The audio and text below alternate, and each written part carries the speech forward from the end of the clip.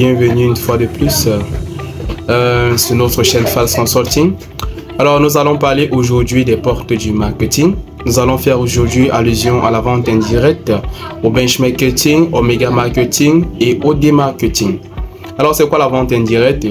D'autres personnes vont comprendre ici sur la vente indirecte comme le fait pour une entreprise d'avoir un intermédiaire.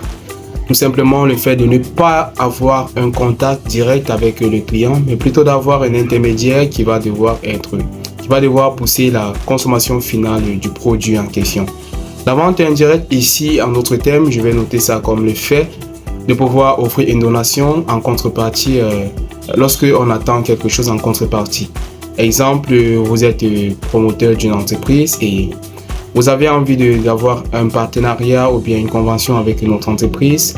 Vous pourriez en quelque sorte offrir votre service gratuitement, tout en espérant que l'entreprise en question sera ravie de votre service et aussi qu'elle sera dans le besoin prochainement de pouvoir entrer en possession de ce même service. Alors en contrepartie, elle pourrait vous contacter pour pouvoir avoir ce même service. Alors là, c'est ce qui concerne la vente indirecte. Parlons à présent du benchmarking. Le benchmarking, c'est une stratégie ou une technique que devraient utiliser toutes les entreprises en quête de l'innovation ou de la perfection.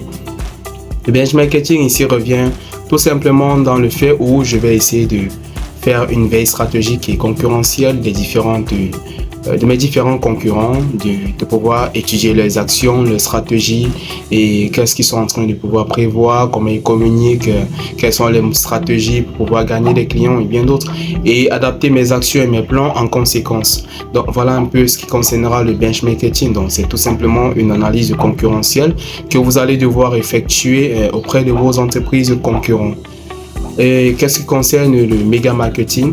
Le méga marketing pour une entreprise, c'est le fait de ne pas pouvoir s'intéresser à un marché intérieur. Ça veut dire je suis une entreprise basée au Cameroun, mais mon souci n'est pas de m'intéresser ou bien d'occuper le marché camerounais, mais plutôt de m'intéresser à m'introduire dans les marchés étrangers ou bien extérieurs et de pouvoir faire mon profil à travers cette pénétration que je pourrais désormais faire. Et en concernant le démarketing, c'est tout simplement le fait que je vais pouvoir utiliser les outils du marketing pour pouvoir accroître ou alors pour pouvoir diminuer la demande. Donc, on est d'accord que si je fais une baisse de prix, je pourrais en toute sérénité et rapidement augmenter ma clientèle. Si je vends aujourd'hui un service à 15 000 francs et que c'est bien connu par mes différents acheteurs, consommateurs, bien par le marché, que ce service est à 15 000 francs et que je décide de diminuer le prix de ce service à 10 000 francs par exemple, alors ça sera évident que je pourrais augmenter en conséquence la demande ou alors mes potentiels clients. Donc à ce niveau, je pourrais élargir mon segment et mes clients seront encore plus nombreux qu'avant. Donc voilà les 4 éléments qui vont entrer, bien qui vont contribuer aux différents portes du marketing que nous pourrions citer aujourd'hui. Alors si je voulais entrer dans le marketing digital, je pourrais par là citer peut-être, je vais par là peut-être prendre l'email marketing, qui est le fait d'une entreprise de pouvoir émettre des messages par email à leurs différents consommateurs ou prospects.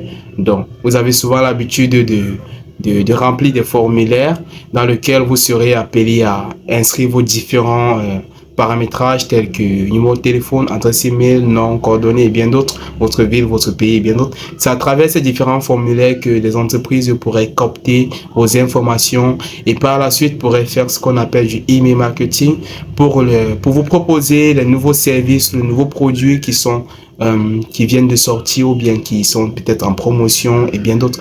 Donc l'email marketing est une stratégie qui est souvent aussi beaucoup utilisée par beaucoup d'entreprises pour pouvoir gagner à nouveau d'espace ou bien pour pénétrer un nouveau marché. Donc alors nous vous remercions d'avoir écouté cette vidéo intégralement et à très bientôt pour une nouvelle édition. Merci beaucoup.